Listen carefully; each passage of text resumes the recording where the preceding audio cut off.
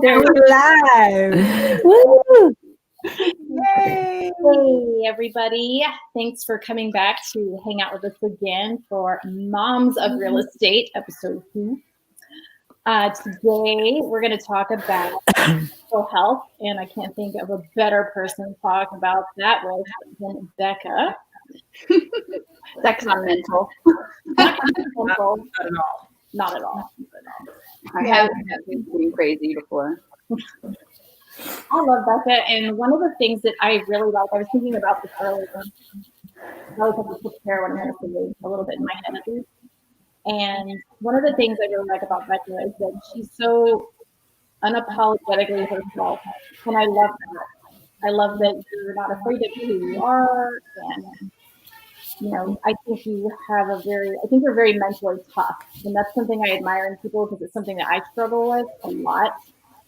So I'm excited to hear what we're going to talk about. You said you had 4 topics, 4 categories that we're going to be into. So Cool.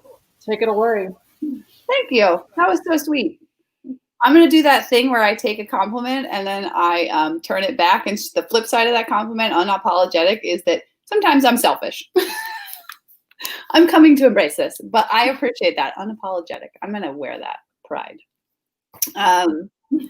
Yeah, so I wanted to talk about mental health when we came up with our kind of 4 pillars these are really evergreen topics, right? They, depending on the day, we could have talked about it yesterday and today could be a whole new day for the same conversation.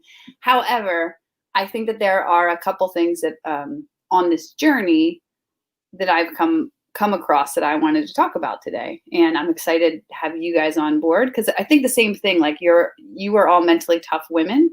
And we can be very real about this conversation. So the things that I want to hit on are identity, beauty. Some of the keys are like some wisdom that I got on the way, and I kind of am curious to hear what nuggets of wisdom you guys have gotten. And then some tools that have helped me, and I was hoping you guys could help share any tools that I missed that maybe have helped you. So I'd love to spend most of our time today talking about identity. We hit this a little bit last week, but I was thinking about this idea, this mental image last night when I was kind of prepping for this, of when you're young, like you're like a sapling, right? You're very flexible. You're smooth. You're I don't know what you're doing, Peely, but like you're this, but you're thin, right? And then as you get older and you grow and you start to try new things out, it's almost like branches shooting off of that tree, and your trunk starts to get more solid, right? You know who you are. And then eventually what happens is, in some ways, we get so wrapped around a branch or two of our tree, like that we focus all our thought that is who we are. And we neglect the fact that we're actually this really strong trunk. And this branch is just a piece of it. So if one of those branches breaks, we spend all this time lamenting that broken branch, not realizing we have 50 other branches that are healthy and strong and need our attention. That was I don't know if that imagery works, but I'm going with it. So for me, or if we cut something off, right? I was an engineer for a long time. I was a military officer. I went to engineering school. I got out of the military. And I became an engineer for like 6 years. I did it. And I always felt that was part of who I was. And then I had my 3rd daughter, and I didn't want to work all the time, which is what I was doing. I loved the work that I did. Stephanie, I think you can relate to this. I think you feel the same way with medicine. But there were some other things calling to me. And I really struggled with that. If I'm not an engineer, who am I? If I'm not, who am I? Like fill in the blank. If I'm not this. And every person I've talked to, like right now, I'm actually at the beach, taking a little mental health break. And I was talking to Ariane Lemire, who is also in 7-Figure Flipping, about this yesterday. And she was saying the same thing. Like when she had gone to school to be a medical tech, coding tech, Ariane, I hope I got that right. And there's this idea too, if you decide to pivot and go in another direction and become something else, not only you have to deal with the people around you saying, but that's the thing you do, Stephanie. Like you're a nurse. Like that is what you do. You can't be just an investor. You can't give that up. But then there's also this internal voice saying, but you spent so many years of your life doing that thing. If I'm not doing it anymore, then it's a waste. It was a waste. So that's the first one I want to start at, is the kind of the career shifts. And then I'm going to mother. I'm going to open the floor up for questions. I don't like to talk the whole time. I think that's so true, especially in these really highly competitive and time-intensive professional training. Like, it's very difficult to say, you know, can I abandon that, you know, and should I abandon it? And if I, like you said, you hit nail on the head. Is it a waste of time, of all that effort that I put into this, if I pivot? You know what I mean? So I definitely faced that too with medicine. You know, I mean, 4 years undergrad, 3 years of at grad school, all the time in, you know, that I've spent in the field too, on top of it. If I don't do this full time, was that a waste? You know, should I have done this sooner? And I think we all want to focus. And like you're saying about the tree, there's so many different branches, right? We're so complex as beings, as moms, as humans, and as women, and all these things. You know, we don't have to just be one thing. And I think that we try to put ourselves in a category and try to label ourselves as something just for our own, I don't know, coping of life. Like, this is who I am. For our own what? Why do we do it? I don't know. I think it's a comfortability thing too, right? Like, we get comfortable in a certain place and we put ourselves in the box, you know, and then you're comfortable in your little box there, you know, like, I am a real estate investor, you know, or I am a nurse, or I am an engineer, or, you know, whatever we are. And I think that the comfortability thing of, like, just that fear maybe of breaking out of that and changing, because it changes everything. It's like, it gets wrapped up in your identity of who you are. Right. Well, we all have to kind of have an elevator pitch, right? Like, when we meet people, it's like, hey, who are you? What do you do? You know, like, and then it's like, well, hang on. I don't know how to say that. I don't know how to answer that anymore. Like, I'm a lot of things, you know? Yeah. And it goes back to confidence too. I'm sorry, Peely, what were you going to say? Oh, no. Say what you want. I'm listening. I'm a listener today. I guess probably part of this is, I'm just thinking through it now, is a confidence thing. Like, when you do something new and you don't have any confidence in it, it's just scary. It's like, feels like you're skating on thin ice, and at any point it's going to break. But I think the interesting thing is, like, how much of this is this narrative we tell ourselves in our head. Like we're all narcissists. And all we're thinking is, what are people going to think about me when I do this? And the truth is, most people are not thinking about you at all. Like, you tell yourself that they're going to say, oh, she. Mostly they're like, oh, cool, you got a new job. Did I get groceries? Did I turn off the curling iron? You know? Yes. I mean, we are all our identities. I mean, that's, when it comes down to it, it's our ego. It's who we are, who we've become, who we've worked so hard to be. And breaking out of that, that's what keeps people in bad relationships. That's what keeps people in bad situations. It's what keeps people in bad jobs, in a job that might be good, but they could be doing so much more if they would just break that thought process of the identity. And I mean, the way I can speak to this is what happened to us when we were flipping and wholesaling and doing large multifamily. I mean, just to kind of bring it to the level of real estate, is I had to have an identity shift, because we were so engrossed in flipping and wholesaling, and it became our identity. And like, being in 7-figure flipping with you, Beka, and Stephanie and Melissa, like, that was everything. That's like the family that I ingrained myself in. And when it knocked me over the head, when Bill Allen was just like, what are you doing? You keep on asking for focus. Just focus already. I was like, I was bowled over. I started, I started tearing up, because, and I had like Adam Ray and Bill Allen was there. I don't even know if there was any women in the audience. I was just like, I started, like, even thinking about it is making me tear up, and I'm tearing up over real estate. What? Because I realized that I'm tearing up over passion. Yeah. because I was so passionate about it, but at the same time, I was more passionate about being in large multifamily. And the thing is, I created such a family and I created such a good thing around flipping. And the realization was I couldn't be within that family anymore because it was 7-figure flipping. And I Well, was and you probably thought, if I do something else, these people will cut me off. And what you find is that your true friends, no matter when you go through an identity shift, your true friends always stick around. They're always rooting for exactly. your success.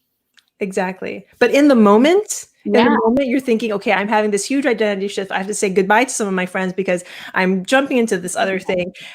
Whereas when it comes down to it, Becca, it's what you said. People care about you, but not like that. They don't care that so much that you're having an identity shift. They'll note it, but if they're your true friends, they will come along with you on the ride. Yeah, I think even you talked about relationships. I think it's the same thing. Like a lot of people, their identity is part of their relationship. You know, like I'm part of Matt and Becca. And if I'm not part of that anymore, then who am I? And the reality is, if that relationship isn't good, if it's not the right fit for you, the people closest to you already know it's not good. And they care much more about you being happy than you maintaining that comfortable box that you're in, you know? Yes. So. I mean, I'm sure we all have instances in our lives when we have been in really bad relationships, and whether it is our significant other or familial or even friendships, like the people that are really truly around you, like really like, and those that you know, the ones that are there and have your best interests, really listen. I think it comes down to listening and listening to your gut. Because that's why we stay in these relationships. I mean, you know, I could go and deep dive into interesting relationship, but I'm not going to. But it's like it's diving out of that. Well, how do you do that? On the topic of identity, right? I think my recommendation for anybody watching this who's kind of struggling at this point right now, if you can find someone who you know cares about you, you know, is a good listener, and then ask them this, say, I'm going through some stuff right now. I want to share it with you. And I want you to tell me what you hear at the end of it. Because I find, and I think this is a skill that I've developed at the mastermind events, is I don't actually have to talk. All I have to do is ask questions. People will, it's like they're verbally processing it. I can tell that they already know the answer. I'm not giving them the answer. They just need somebody to hear it and then reflect it back and say, man, it sounds like that rep that you hired is just making your life a struggle every day. Is that true? Yeah. I probably need to fire them. Well, I think what's hard about this is, you know, we probably have a lot of these people around us, you know, who are great listeners, who can offer really great insight, who understand us and who truly care and are true friends. But I don't know about you girls, but like, I don't talk about stuff like I should. Mm-hmm. You know what I mean? Like that, I think that we'll find what we need in our circle, but we so often don't share like true stuff, like the true struggle, you know, and like, you know, if it's a bad relationship, I don't think people know. If it's a bad job, I don't think people know. And I think what we end up doing to ourselves is we hold back from a transition, and because first of all, we've never talked about it before. And I think that the people around us don't really understand the full story. So they ask us like, are you sure? Like, because they don't know, right? Like they don't know all the things in your head. They don't know your plans. They don't know the past. They don't know because you've never really shared the truth. And then when you do bring forward, like maybe just like an inch, maybe you dip your toe in just a little bit and you start talking about stuff, people are like, really? Are you sure you want to do that? Like, that seems like a lot. We're going to hit on right? In the school section because for sure to that point, being yeah, and then you're like, well, maybe I don't want to. And then you kind of go retreat back into your head. You know what I mean? Maybe I was wrong. Maybe I'm just emotional. Right. Maybe I won't. Maybe, yeah. And I feel like we do that. And I feel like as women, we process a lot. We over process sometimes without speaking. You know, I mean, I don't want to over generalize because I do think men can do that too. But I don't know about you, but I keep a lot of stuff in my head before I ever say anything.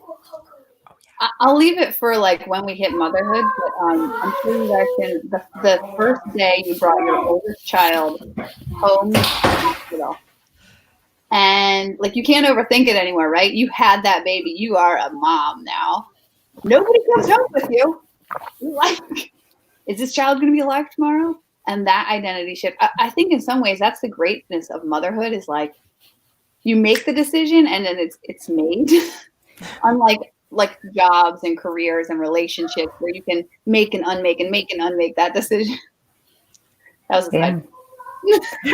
You know, when that hit me for the very first time, it was so weird. I did not expect it.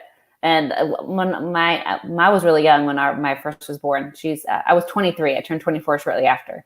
But when I brought her to the doctor's appointment, like, you know, the first newborn visit, and they're like, what's the date of birth? And I told them my date of birth. I'm like, wait a minute, no.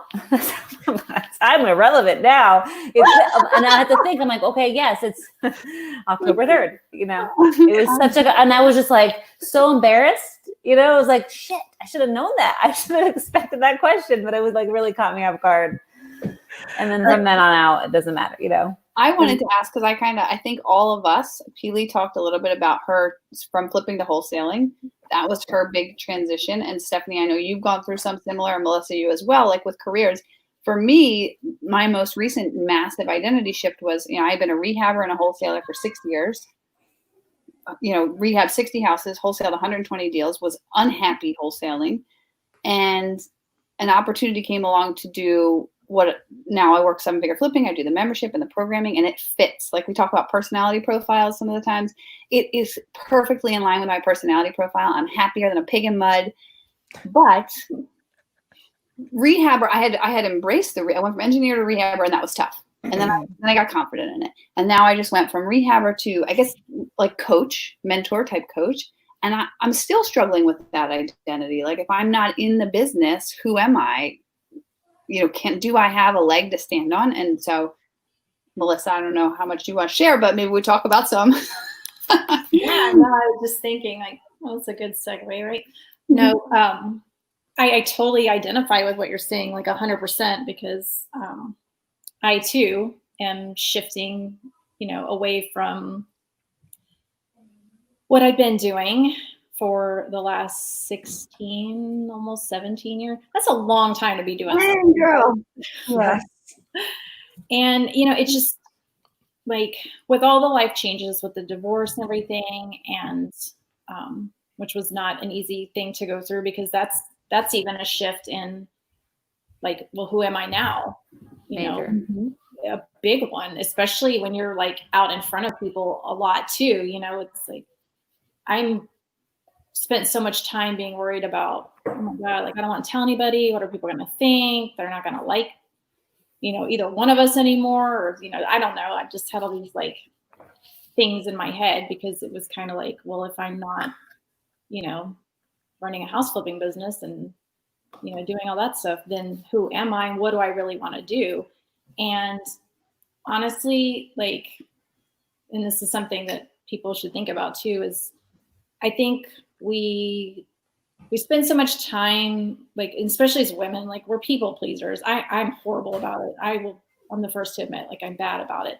And so I never really, because I was such a people pleaser, I never really spent any time thinking about, what do I want to do? What do I want? You know, I was just always kind of just like following along and like doing stuff. And that was my identity, you know, was being a supportive wife and being a business partner and everything. But it wasn't, I never really took the time to figure out what exactly it was that I wanted to do just for me.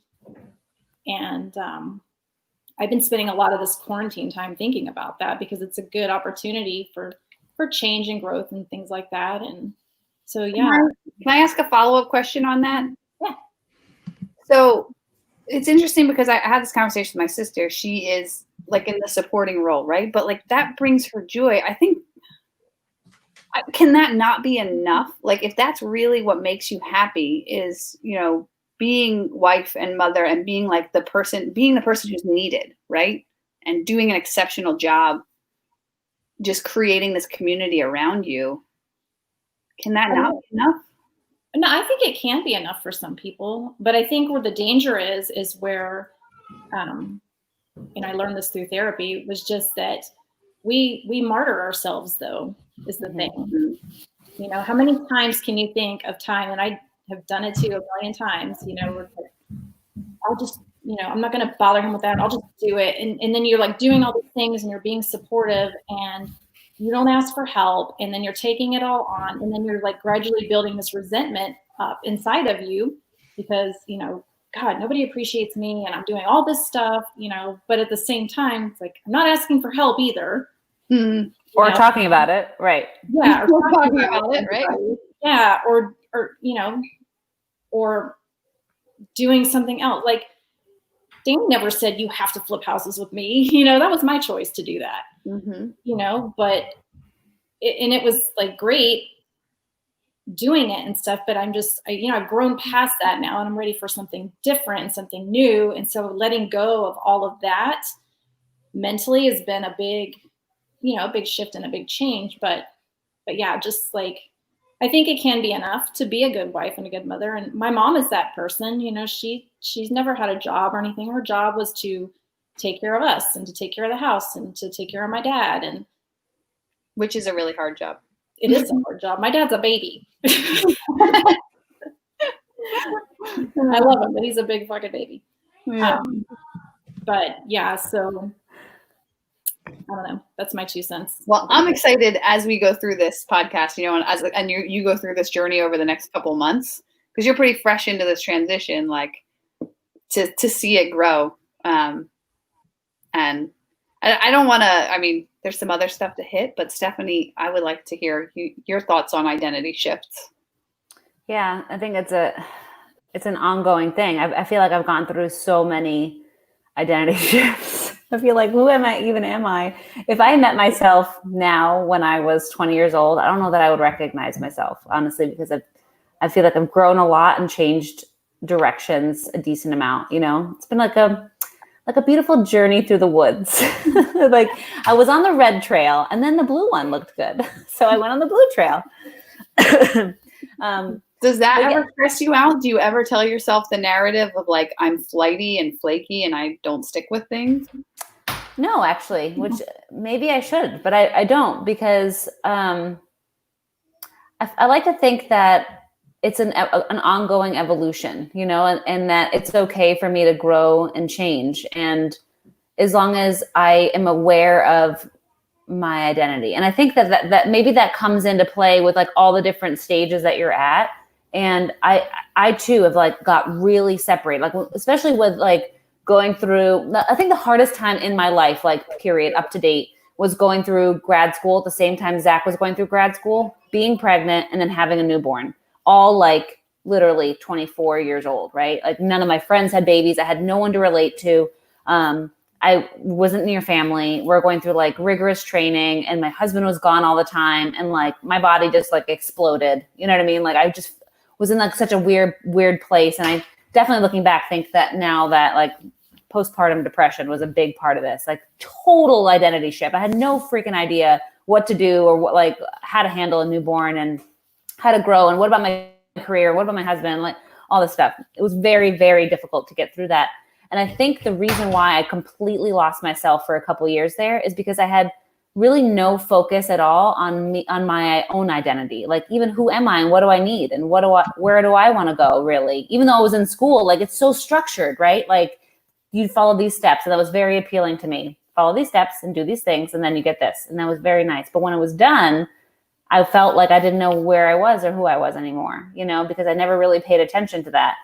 And then I also felt at that point, like that was the hardest part too in my marriage, because I feel like I was almost resentful that he had his own thing and I did my own thing. And then now where were we, you know? And right after grad school is when we moved to Charlotte from Long Island to start, we came here specifically for the real estate market. So it was always intentional. We would get our degrees, we would find jobs, and then we would get settled, and then we would, you know, start the company. And we were just so, I don't know, oblivious at that point, like where we even were. So I learned through that identity shift, all that stuff, all crammed into one, that I just really needed to pay attention to my own evolution and hold tight to my evolution alongside of Zach and what our identities were and where we were going, and keep that on the table. And then I felt like, never really articulated that. So it's kind of interesting to kind of talk through it at the same time. But I think from that point forward, opportunities and everything and where we were going from that point forward was all okay, as long as it was an evolution of existing process. I didn't feel like I was jumping ship. I felt like everything kind of naturally progressed, and that we had more of like a roadmap together of doing all these things and navigating motherhood. Like, I didn't have postpartum depression with my other two children. I felt like a lot more in control. Also kind of knew what to expect. And I had a better support system, right? Like, now I had mom friends, which was really weird. Like, because I moved to Charlotte, I didn't know anybody here. I had to go to like meetup.com and like go to mom groups and find my people. And that was really weird. So I think that there's no shame in using Meetup. Oh yeah, your people. Oh, but I was so embarrassed. I was so embarrassed at first. I was like, "Who am I going to these things?" But then you find your people, and then like your identity kind of wraps around. Like you find yourself and other people a little bit, and like you kind of put together your community, and that becomes your identity too. Like, you can't do anything on your own island, and I think that's one of the biggest reasons why I lost myself for so long. So, anyway. I feel like, I don't know if I'm answering your question because it's so hard to articulate your own identity. Your story of your identity, a big identity you went through. So I think you nailed it. And I don't know. Now I kind of just see things as growth instead of complete and utter shifts, because now things kind of make sense as to why I'm going in certain directions. And I feel like my support system is a lot better. Still, I think could be better, even better. I think I could talk about stuff a lot more. And that's kind of why I like this forum, like, let's just put it out there. Like, let's bring up hard topics and talk truthfully about them in a platform that like we can all relate to too. So it's kind of safe. You know what I mean?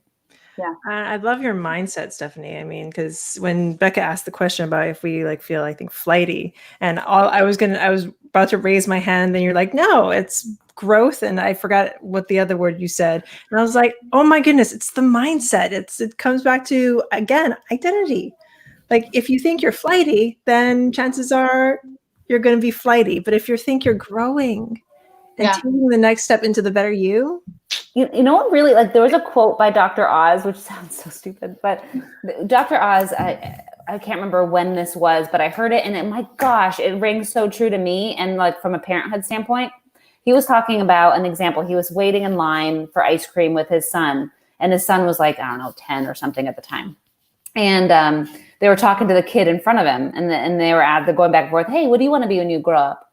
And the kid said, I don't know. I'm only 10 years old. I don't know what I'm going to do. And Dr. Oz told his son, that's never okay. Like, I don't care. Like, you can never not know what you're going to do and just live life like flighty, because who knows? I'm young. I don't know what I'm going to do. I can do whatever. So I'm not going to do anything. Right.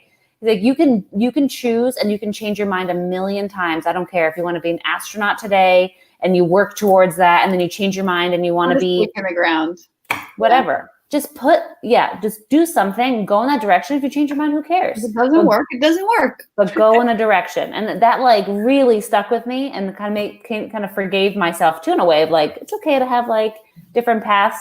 And it kind of gave me a setting point too for my children. Like, it's not okay to be completely absent-minded and like floating through life to see what hits you. Like, you go in a direction, and if it changes and evolves, then beautiful. Right. You only get one life. So we're planning for our next event, and I like this idea of themes. So today, I think the theme is going to be Seize the Day for our event in July. So I started watching Dead Poets Society clips. Oh my gosh. So good. He stands up on the desk and he's like, you have one thing, like, to contribute a verse to this beautiful poem of life. Like, what is the verse going to be? Or something like that. And it's like, so right. Like, we don't have to change the world on a macro level, but we are in control of the verse that we're writing. Like, be in control of it. Don't let it just pass you by. So. Well, and I think knowing that it's okay to grow and change too into something else, because I think like we're ever evolving, right? And based on our experiences and the things that happen to us, and we change over time, and a lot changes about us, and we might change our careers or whatever. But I mean, I think the core things about you stay the same. But I think it's like, change is just a natural part of life. And even though, like, I could say this because I think I'm the oldest one in this group, so going to play that card for a second, but just knowing, like, I told my business coach yesterday, I said, it's so weird. Like, I'm 44 years old and I still don't know what I want to be when I grow up because it keeps changing. Yeah. You know? I know that my mission is to help people, but that has looked so differently in my life. Like it's appeared in so many different ways, you know, but at the core, it's still the same. So it manifests differently. I like that. Yeah.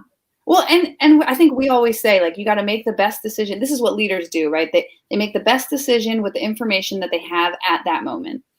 But as you get more information, it's okay to stop and then look at what the best decision might be, and maybe you have to change it. But like you said, Stephanie, you pick a path. So, Keely, you went through this wholesaling, agent, rehabbing, house lifting, construction company person. And now you found your couple years into your multifamily journey. So give us a reflection on that identity shift. So it's been an amazing journey because the whole time I was either pregnant or with a very small child.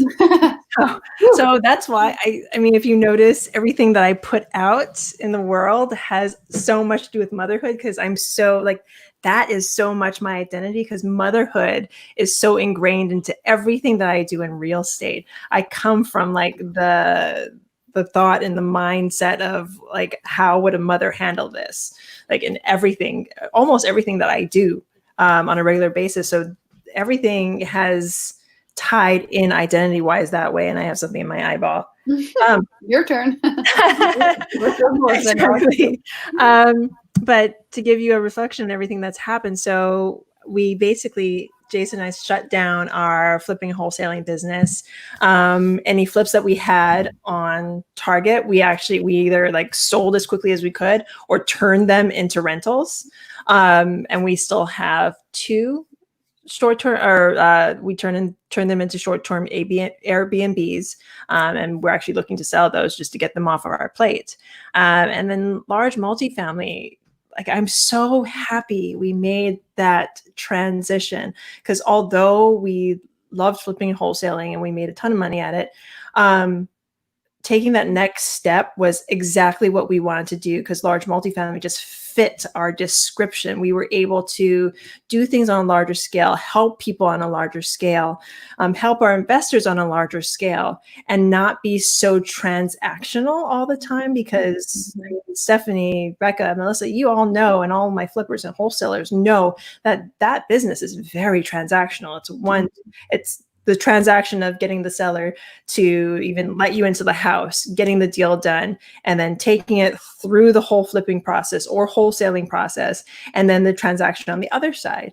And although we had the right systems in place and we were doing good at it, we were excellent at the large multi-family space. So having to make that transition at first was really, really, really difficult.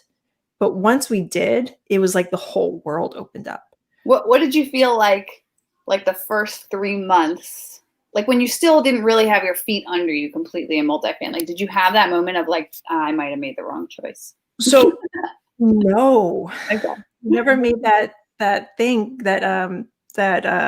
idea. Like we never thought that we made the wrong choice, because we had started everything kind of at the same time. Mm-hmm. We got into flipping, we got into wholesaling. And by the time we had joined 7-figure flipping with all you beautiful ladies, we had just closed our first large multifamily deal. So we had already been studying large multifamily for the 6 months before that.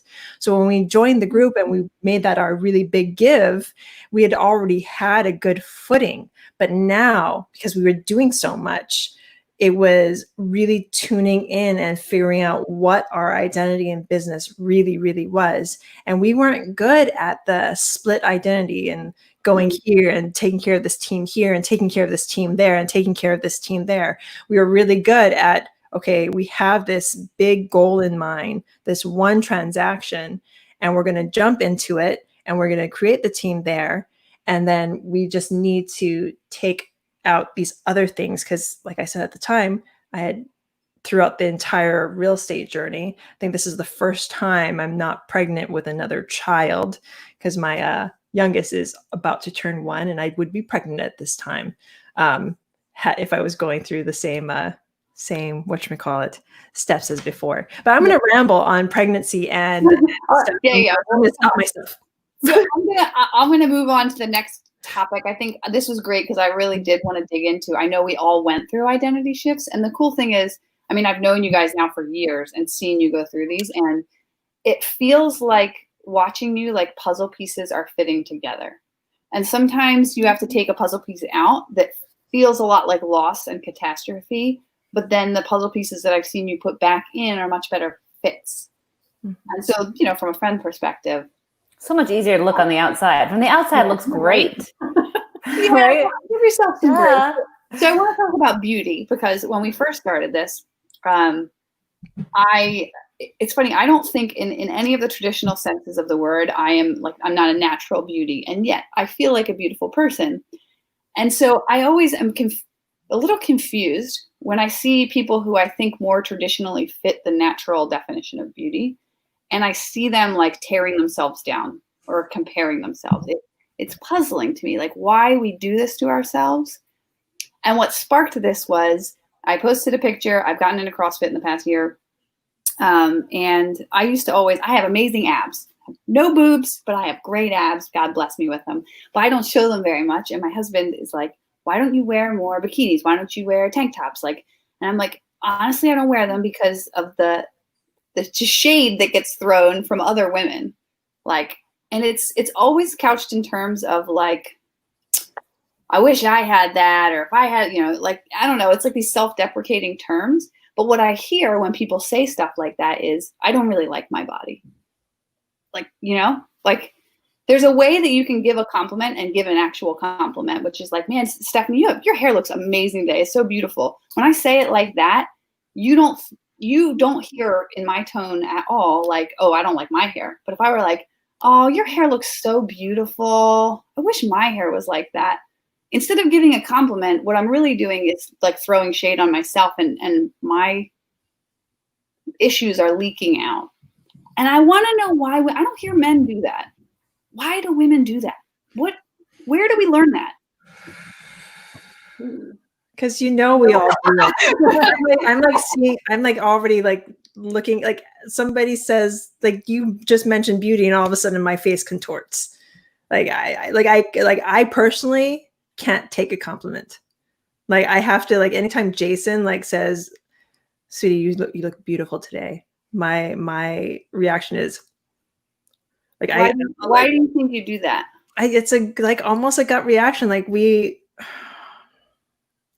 it could be that, and stop me if I'm wrong, a lot of us are taught at a young age, especially girls, that we need to hide our beauty, hide our bodies, because them will come and take that innocence away, take that, and it's going to be your fault for doing that because you put on the makeup, you wore the push-up bra, you showed your midriff, you wore a skirt, or you wore jeans, or maybe you didn't have any makeup on, and maybe you were dressed in gym clothes, or, I mean, if you really want to get down to it, I mean, maybe that's why we do that. What about you particularly? Like, are there things from when because like you think nature versus nurture, right?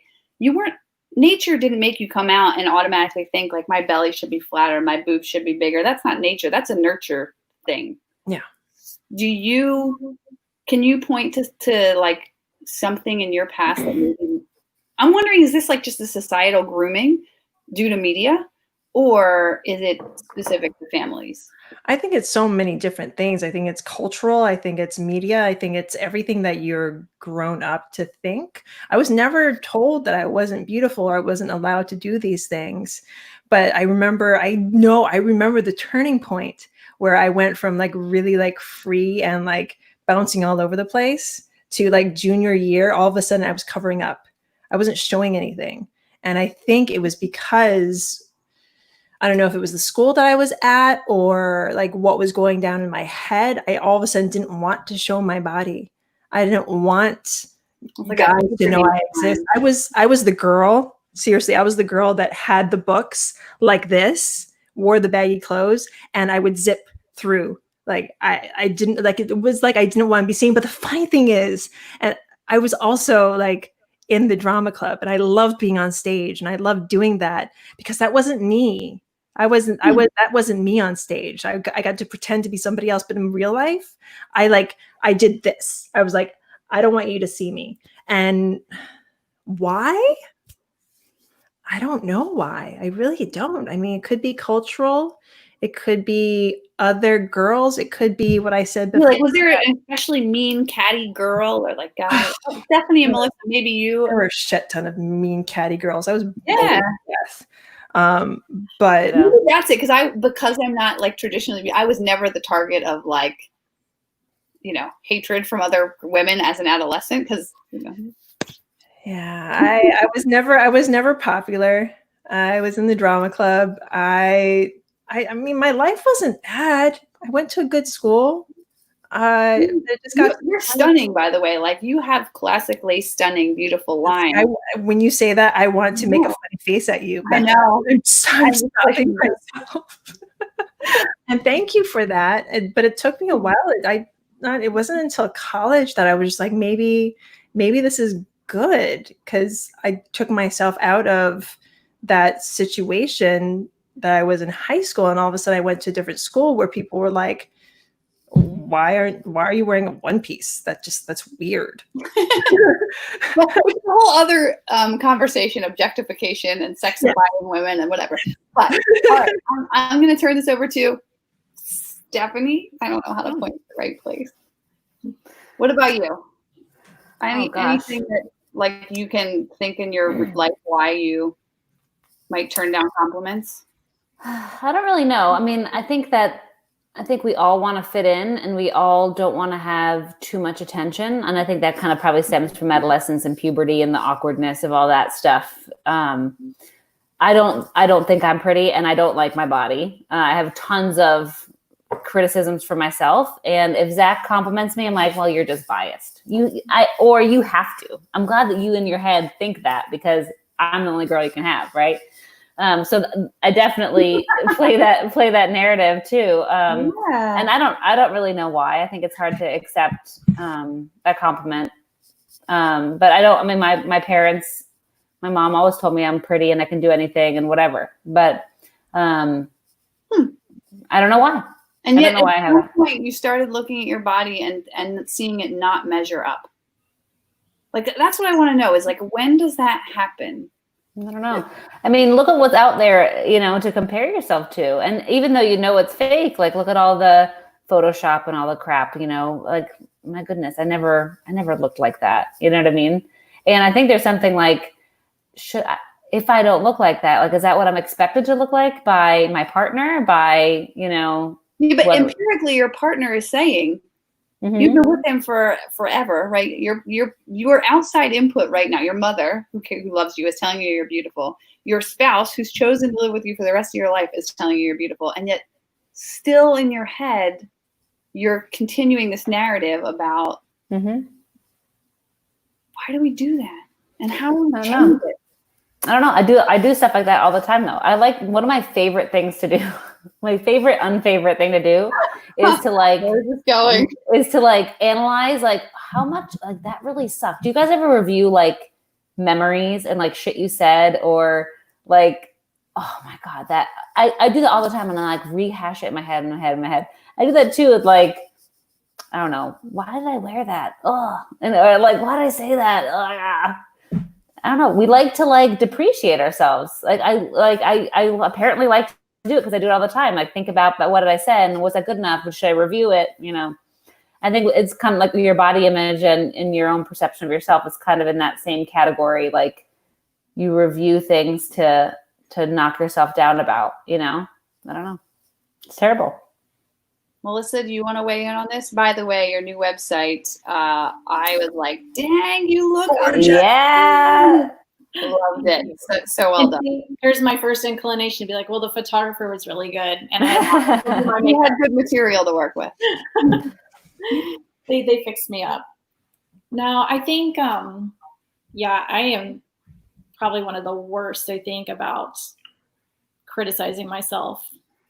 I feel I'm a lot like you, Stephanie. I'm just like, I see stuff, like I see your abs, Becca, and I'm like jealous, you know, I'm like, God, Yeah. I do wish I had abs. Not in a way of like, oh, I wish, you know, I love your abs. I wish I had abs. Not like in a big way, but in You an don't mean it to be hurtful. It's in no way. It's funny because it's almost more hurtful towards yourself, right? Somehow you're taking this thing of like this appreciation, and it's turning from something beautiful back to like negative. And I just keep thinking about this. First off, I'm going to challenge every single one of you. Next time someone compliments you, to like embrace that compliment and be like, "That's right, I do look beautiful today." Just do that. But because I have 3 daughters, right? I have a 7, 9, and 11-year-old. And this is like really, number one, I keep thinking like, what did my parents do? Honestly, I think it was, they're never going to see this. Is it partially neglect? Like they were just like, just do whatever. We don't, you know, just run free, little tomboy, you know? And like, there was never any thought or time put into like, what are you wearing? How are you dressed? What do you look like? But all the time I think I want my kids to, like your mom, Stephanie, I want them to see the beauty inside of them. I want this for all my friends. I want them to see the beauty. And we talk about models and social media and stuff. There's this one woman, she runs a blog, and I think it's called like Dare to Wear Yellow or something. And she's probably like a size 12, 14 or whatever. But she's not like traditionally model skinny, but she puts together these just amazing outfits, and her makeup. She's so cute, and she's like, oh, she's beautiful. She's 100% beautiful. Anyone who looks at her is going to say she's beautiful. And I get it. She's using makeup and whatever, but it comes through in her body. She loves herself. How do I teach that to my daughters? That it doesn't really matter how big their boobs are, how flat their stomach is. Like, they're worthy and worth love. You show it to them that Well, way. like they need, the thing is like, it's about self-love. If you don't love yourself, then you're never going to love all those other things about yourself. You know, like the stuff we're talking about is like physical stuff, but if you mentally, like if you love yourself for who you are, those other things shouldn't matter. Shouldn't. And I'm saying all this because I know that to be true, but it's still like very, very difficult to put your head in that place and just say, you know what, I'm okay with how I am because it's just my physical body. Like, I love myself. I'm a good person. I'm deserving of love. This is the thing that I say behind the scenes. And I love my husband because he's super logical. He's an engineer. So when people say stuff, like when I hear people make self-deprecating comments, especially once you've passed, like, let's say 25 or 30, I'm like, you should be really nice to your body right now because it's not getting better. You're going to look back on a picture of you 10 years from now and be like, I looked damn good. And like, why can't recognize that today instead of waiting 10 years from now to look back on that picture? Yeah. And then he tells me I'm not allowed to say those things out loud. It's like that quote that's like, I wish I was as skinny as the last time I thought I was fat. Yeah. So this, I feel like, ties perfectly into the next section, which is tools and like therapy and getting better at these things. Like if you're at this place, right, where you need to work on your identity and your mental health. I know for me, there's a couple like really key things. Like I'm a very high energy person, and I almost feel like my energy level, if I don't let off some steam, that's when things start to go crazy. So like I have to exercise, not for diet reasons, but for mental health. When I don't run, when I don't work out, it's bad up here. Books, like reading books. I'm reading The Obstacle is the Way right now, which has been, or Tribe of Mentors. Like they're books that you can just pick up and read a couple pages and it's like instant mental reset. Hanging out with friends always resets me. Meditation and therapy. So I started seeing a therapist, I don't know, end of last year, maybe last summer. And it has been, I see everyone now, I'm like, you need to talk to a therapist. Because they're, like we were talking about earlier, find that friend who just listens, who you can, like Stephanie said, we're not essentially really honest with them. It's a place where you can be 100% honest. They have no agenda. This therapist, like, and they want you to be honest. Like that's the only thing they want is for you to really dig deep. So curious from you guys, if you've used any of those tools, how they've worked for you, and if I missed anything, what some people can use. You forgot wine. I don't know how. Wine. That's like a Band-Aid. No, it doesn't actually get you to a better place in the long haul, but it does help for like 2 hours. All of a sudden your kids are screaming, yelling at Fortnite all day in the background of your life. I think that for me personally, therapy was huge. I started seeing a therapist also last year. We're not on the same life path, Becca. We all are. I started seeing her last year, and that was a big help for me just because it was an opportunity just to work on myself and really get things out there and hear some hard truths too that I needed to hear to be able to work on them to get better. Because sometimes I think it's easier for somebody to kind of point those things out and help you through them, and you don't always see those things yourself. Does that make sense? Mm-hmm. Yes. Because we're so like in our head, but then when you get stuff out of your head, you either realize that was a false belief or you're able to work through it with somebody. And it's not layered with all the emotions. Yeah. Like all those built up resentments and things that come with relationships, like you don't have that with them. I work out. I work out a lot. Like if somebody comes up with a challenge, I'm like, yeah, okay. You're gonna do the throwdown challenge whenever I push-ups every day. Okay, I'm down with that. Oh gosh, my arms hurt. 75 hard when we don't actually have to do it because we're leading up to the third phase. But I'm like, okay, let's jump into 75 hard. No wine for me. Actually was really good because I started when COVID happened. And this is a little bit of mental stuff. I have never been addicted to alcohol. I've been a bartender in the past. I could drink people under the table back then. But once motherhood happened, that was just like, I haven't had like tequila probably going on 6 years now. But wine, when COVID happened, I was like, okay, well, I'll have a glass. All of a sudden I went from drinking not at all to like needing that glass of wine every single night. And that was my coping mechanism. I needed that like shutdown, like Stephanie and Becca, you guys were just talking about. I needed that mental shutdown, and I was like, I am getting hooked on this stuff, and I made the decision. And I took it out of my life, and then being back on 75 hard has made it much, much easier. And if any of the listeners want to know about 75 hard, go to Andy Frisella, go to his podcast, MFCO Project. It's number 290. I'm going to mention though, we are hitting 1:52 p.m. I know you other things to do. Stephanie, you still need to answer the question, but I just wanted to, I can talk forever. I will be here. I will just text Jason and be like, I'm talking to the ladies more. And I want 30 seconds at the end to talk about how like people listening to this can find a therapist, because somebody gave me great advice. So Stephanie, do your thing, girl. All right, my tools. I think being really intentional about the people who are around me and the narrative that I hear is so important. I also think trying to figure out a way to control your own thoughts is super important, and that can be through meditation or like through other avenues. I have a lot of thoughts, I have a lot of ideas. I can go in all different directions. And once I get on like an idea, like it's very hard for me like to back off of it.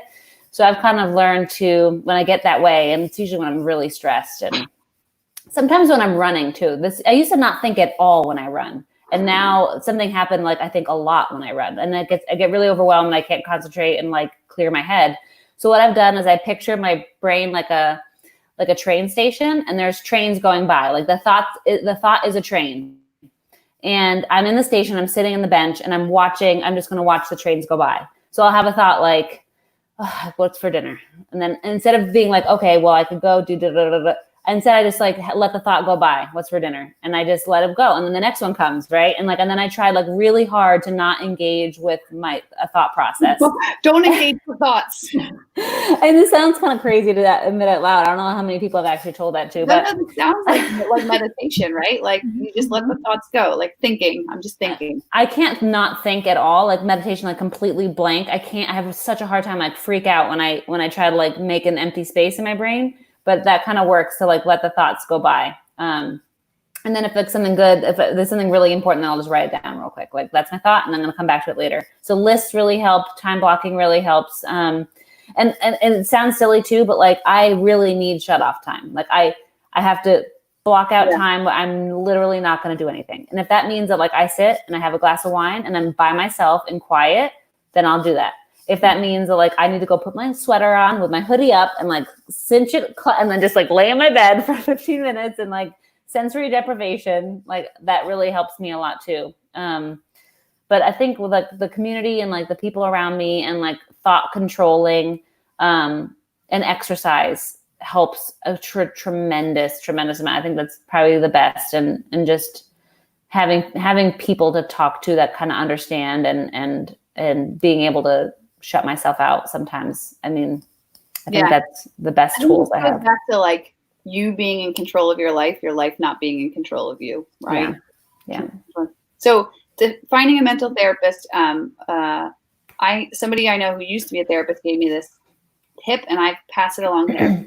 There's a site called Psychology Today, it's called, or Psychology Online Today. That's like a listing of all the therapists in your area. You put in your zip code, it'll show you all their qualifications, and then read through their profiles, pick 5 or 6 of them who you think would be a good fit, call them and interview them.